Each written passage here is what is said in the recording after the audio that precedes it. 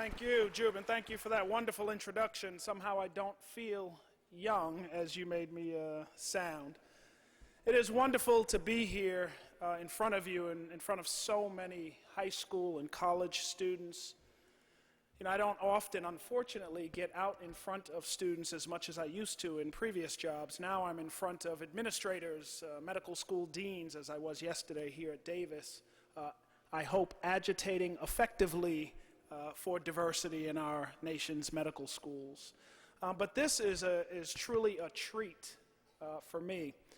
You know, and I'm sitting here thinking, and I was in the back watching all of these previous wonderful presentations and the Q&As that were happening, and I was going, wow, am I really going up after that in between lunch to give them a boring talk? So instead of giving you a boring talk, I think I'll go through some of this presentation, but I think I'll just tell you a few stories instead. And I only have, I guess, about a half hour or so, so I'll try to, I'm from New York, so I will speak quickly.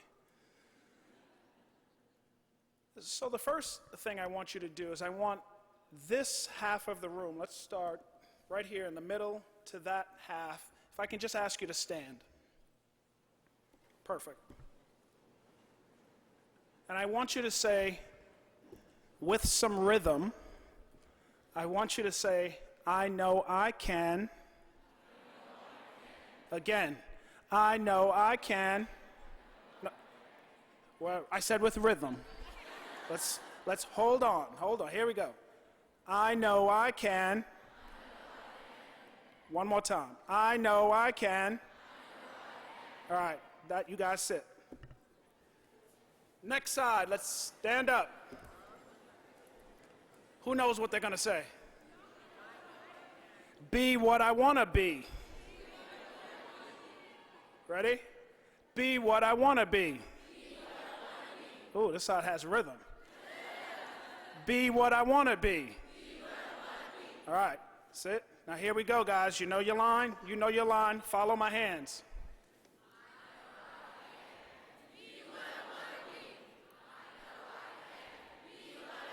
Faster.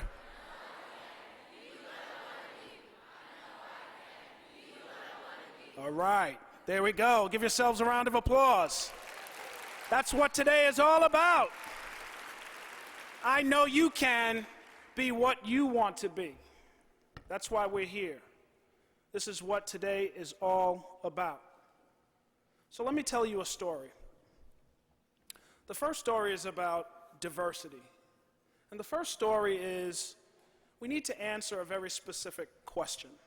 And that question is, why do we want diversity in medical school? Not only do we, the AAMC, but also our members, the medical schools in this country, have to really answer that question. What are we hiring diversity to do? Why do we want you in the nation's medical schools? Right? Until we can fundamentally answer that question, we will continue to have the low numbers of representation from students who look like all of you in the nation's medical schools. So let me tell you a hokey story. Bear with me. And it's told by a faculty member at the Harvard Business School. And it's a story about milkshakes. A couple of years ago, a hamburger chain wanted to sell more milkshakes. If you know anything about milkshakes, or if you purchase milkshakes, they don't cost that much, but they're really a high margin product for these stores, for Burger King, McDonald's, etc. So selling milkshakes is really an important thing for the McDonald's of the world to sell. So this chain recognized, looking at all the data they had, that they were not selling enough milkshakes. They weren't keeping pace with the competition.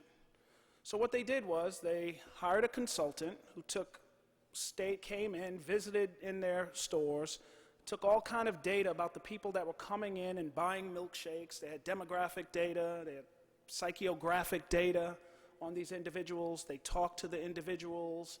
They talked about, is it the flavors that you like? What is it about the milkshake that you like? So forth and so on. And they got tremendous amount of data. And they did everything the consultant told them to do, sort of change the flavors, add different kinds of fruit and other elements into the milkshakes, and they did everything the consultant told them to do. A year later, milkshake sales are at the same rate. No increase in milkshake sales. So they hire this gentleman who's at the Harvard Business School and his team, Clay Christensen. They hire him, and he comes in and he does the same thing. He sits down, he watches who comes into the restaurants, and when they come into this restaurant to buy the milkshake, he has demographic data, psychographic data, he has all of that. And he talks to the individuals as well. But he asked one different question from the other consultant. He said, "What are you hiring that milkshake to do?" And he, when you're asked that question, you give the funny looks you're giving me now, like, what is he talking about? Right? What's the job you're hiring that milkshake to do?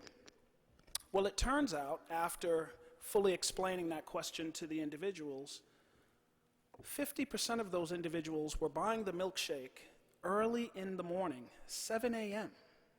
Who buys a milkshake 7 a.m.? Well, it turns out these individuals have a 2-hour or more commute to work. So they actually needed something, and again, if you know milkshakes, they're viscous, right? They're thick. They sit in your system, so you could drink a milkshake, get to work, and not have to stop to eat. By the time you get to work, you've got to make it to lunch, right? You can't stop to eat when you get there.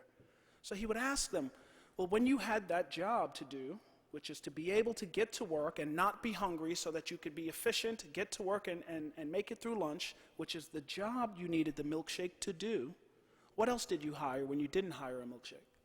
Well, sometimes they hired a bagel. But bagels are thick and dry, and you need water, but you've only got 2 hands, so you can't go 2 hours with water and a dry bagel in your hand. You'd put cream cheese or jelly on the bagel, but then it's sloppy and your work clothes has a mess, right? So bagels don't get the job done, not as good as the milkshake. Sometimes they would have a banana, but a banana, you eat in 10 minutes and you're hungry. I had one for breakfast this morning and I'm starving. Right? You'd have a donut, but the donut is probably less healthy than the milkshake, and it's also the same thing. It sort of crumbles and messy. So it turns out the milkshake is the best thing to get the job done. But we would not know that unless we recognize and understand the job to be done. What's the job we're hiring diversity to do?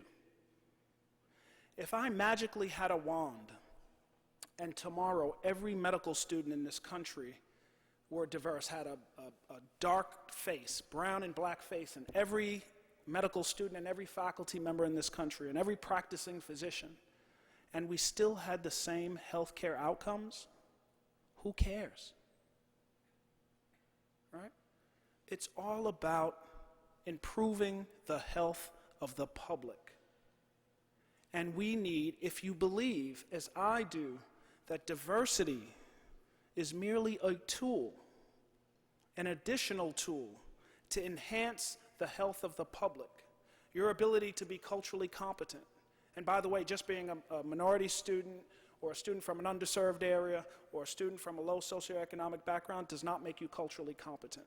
I just want that to be clear. This is something that we all have to learn. But why do we want you in medical school? Right?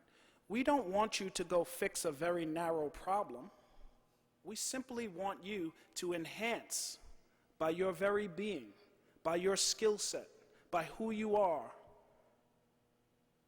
the entire medical school class, and ultimately to ensure that we have culturally competent, linguistically competent individuals who have humanistic qualities, who care, who communicate effectively. This is why we have these kinds of conferences. This is why we want all of you to stay in this quote-unquote pipeline we have, We need you to persevere. So what's going to get you there? Well, if you look at the title of this slide, I'm actually, as of today, I will not say pipeline anymore, because this is not about a pipeline. So you just heard me say it for the last time. This is about supply chain. And what's the difference? Well, think of a pipeline. Inputs goes right through and outputs. But life doesn't work that way, does it? Right? We go in and out of things. We don't go into tunnels and come out clean and unscathed oftentimes. Right? But supply chain. So supply chain, what is a supply chain? Let's think about what corporate America did a few years ago. Steve Jobs, who just passed away, was the main architect of supply chain management, along with IBM and some of the other technology companies. What did they do? Well, they recognized that they were not getting the talent they needed into their companies. And they also realized they weren't getting the quality of product into their companies that they needed. And they have global supply chains. So what did they do? 20 years ago, what they did was they all went out as individual companies and created their own supply chain networks, individual supply chain networks, all across Asia, throughout the African continent, through Europe. And what happened? The quality didn't improve, because it wasn't enough just to connect people, right? You actually had to build the capacity and the talent of the supply chain, even those making the product, right? You had to have quality control of the product if it's coming to your door and you're going to be selling this product. So then after they didn't have improvement, all of those companies decided to collaborate and get together. And now we have multiple splintered but controlled by several big companies supply chains across this country. And they lean on each other. People don't know this, but if a supply chain stops for IBM, they can rely on the supply chain with Apple and whoever else, right? They all work together collaboratively to ensure that the quality of the product that comes to them, the parts that come to them from all across the world, are of a quality that ensures that it's a top-notch quality when it goes out of their door. Think about that for a second. What are the nation's medical schools doing? Well, right now, we all have siloed, episodic programs where we work with a few students and we bring them on campus. Well, that's great, and it's great for the few students that we do that to. But where's the supply chain really? The supply chain is here. The supply chain is in New York City. The supply chain is in Detroit. The supply chain is in Atlanta, Cleveland, all across this country, Los Angeles, the Valley. And what's consistent in all of those places? Poor performing school systems. K through 12 systems that are failing completely students. And instead of us, as higher educational institutions, actively engaging in fixing the supply chain, we work on pipeline efforts. Now, don't get me wrong, there's nothing wrong with working with those 80 to 100 kids at a time. But wouldn't it be better if we figured out collectively, in a shared way, how to actively engage and go fix those K through 12 systems? Some of you are probably like me. You didn't realize you were in a poor performing school until you got to college. I was a straight A student coming out of high school. I knew I was going on to breeze through college and got my first grade freshman year and recognized I was in a poor performing high school. Had no idea. Didn't know what grade inflation was, right? So quickly spent a lot of time with advisors and tutors and mentors in college to get through, right? But eventually, what got me through is what will get all of you through. So if you're the kind of person that takes notes and wants that sort of one piece of information that you should take, here is, I'm going to give you 2 or 3 nuggets that you should write down. I'm going to give you the secret to life. Here it goes. The secret to life. Life itself is a series of attempts to accomplish specific projects. That's what life is. Whether that's applying to medical school, whether you're an athlete, shooting free throws, whatever it is you're trying to accomplish, right?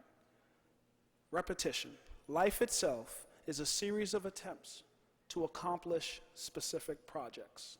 That's the journey that we're on. So who makes it if that's the journey? The curious. By the way, if you're going into any health profession, if that's your real aspiration, and you're not constantly asking why about everything, it's going to be difficult, because it's the curious that will be successful. You need to be curious about everything. Medical schools don't say that. It's not written anywhere that that's what they're looking for. Right? And maybe if you get to the interview, you'll hear that. But curiosity is key. The second way that you're going to make it through that is obviously through perseverance. Right? Something is going to happen. It happens to all of us along this continuum that we have trying to get into health professional schools, graduate school, etc. Right? We have to persevere. Tenacity. These are the qualities that if you don't currently possess, you need to find out how to get it, because this is the key to success in any health profession and quite frankly, to be a successful adult.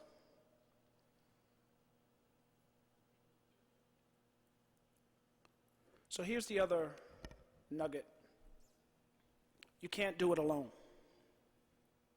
So the nugget is 8 individuals thoroughly immersed are far greater asset than 80 with lukewarm enthusiasm. 8 individuals thoroughly immersed are far greater asset than 80 with lukewarm enthusiasm. So if you do nothing else at this conference, find 7 other individuals that you can connect with. Become thoroughly immersed in your studies, in your application to medical school, to any health professional school. And it's so easy now with technology, because there will be people all around you that will not have the level of enthusiasm to be successful. They won't. Be clear. I want to be clear in what I'm saying. It's not that they don't have the talent or the desire, right?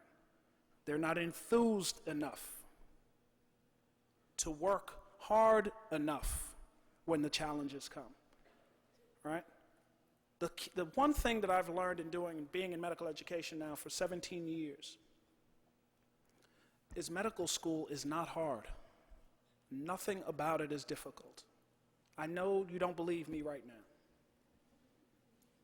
The content in medical school is not hard at all, but they compress it.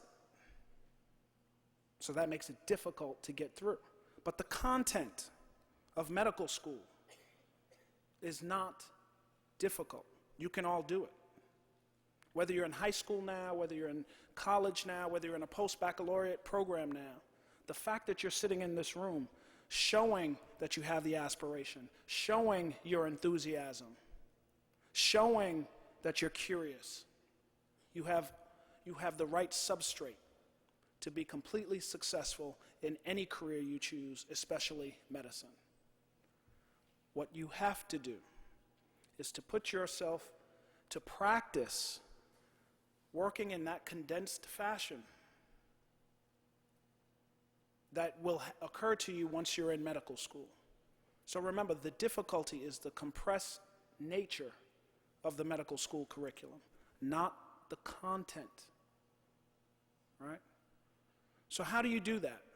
Well, I'm sure I don't have to tell this group about the opportunities that are before you because you're here. Some of you got on buses early this morning to get here. How many people have heard of the Summer Medical Dental Education Program? Raise your hand. Not enough. So the Summer Medical Dental Education Program is a program run out of my office, and it is at 12 medical schools across the country. It's a 7-week enrichment program for freshmen and sophomore underrepresented students, both minority students, low socioeconomic status, and geographic locations, rural areas and so forth. And it's at some of the nation's top medical schools across this country. Our campus here in California is UCLA currently. I hope to expand that soon. But we're at Duke, we're at Columbia, we're at Yale, we're at Howard University. And so anyway, there are 12 sites. So if you are either in high school or you are a current freshman, you should be thinking about this program. And so the way to do that is just to simply Google SMDEP or Google the AAMC and you'll find it. So SMDEP stands for Summer Medical Dental Education Program. How many of you have heard of aspiring docs? Raise your hand. Again, not enough. Google Aspiring Docs. Aspiring Docs is a website that's chock full of information. We'll have a lot of the same information that you've heard here today. In fact, I think we're going to try to stream some of what you heard today on this website. It's a website, again, run by the AAMC out of our office, and it basically is giving you everything you need to know from, as a college student. It's not a lot, it's sort of written more toward college students, but letting you know step by step what you need to do to be successful, to be a successful applicant in medical school. How many people have heard of explorehealthcareers.org? Not enough. Explorehealthcareers.org is actually a website that I created 2 jobs ago. And Explore Health Careers, one of the best features of Explore Health Careers, except giving you tons of information about a variety of health careers, one of the more interesting elements is a tool that if you put in your zip code or the zip code of where you would like to spend your summer doing any kind of research program, enrichment program in the sciences, that if you put in your zip code, it will tell you all of the programs that exist in that geographic location. Right? And it will give you a listing of all of the contact individuals there. So my point of telling you all of this is that unlike the previous generation, you have access to information unlike anyone else. So I didn't know doesn't work for your generation. All right? It won't work when you get to medical school or when you get to college. I didn't know will not work for your generation because it's all at your fingertips. You are the most fortunate generation when it comes to information, when it comes to knowledge, harnessing knowledge that's out there. So, what will you do with that information once you have it? How do you make use of that information? Do you share that information? If each of you reached out to one of your classmates who's not here, you all know someone right now. How many people know someone that wants to go to medical school that's not here? More hands went up than any other question I've asked. What if we just reached out to that one other individual?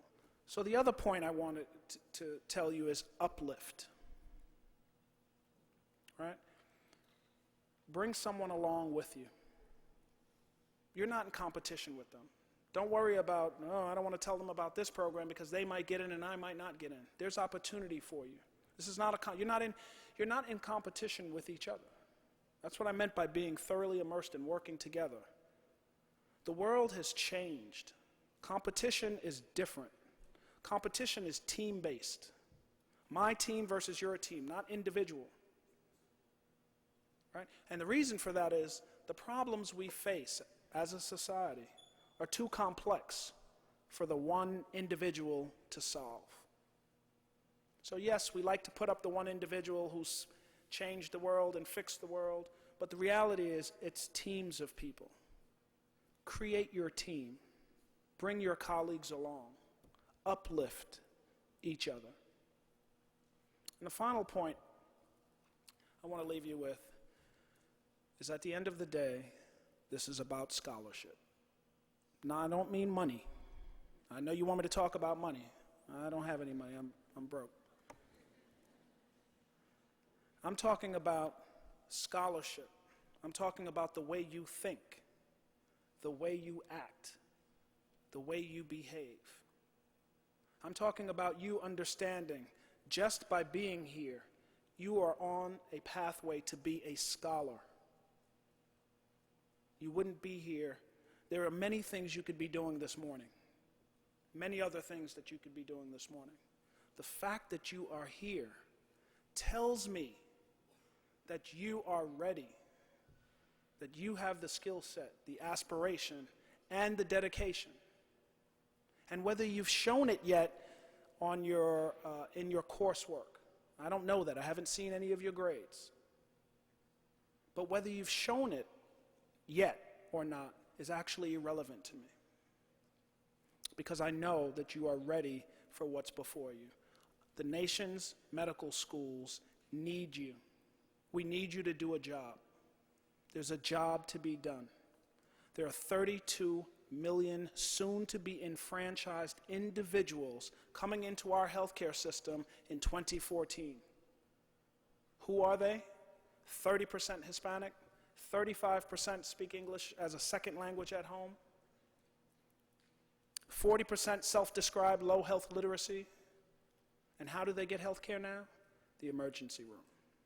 These individuals have pent-up health care needs. Do we have the workforce ready for those individuals? We do not. Will we? Yes. It's all of you. Thank you so much for your time today.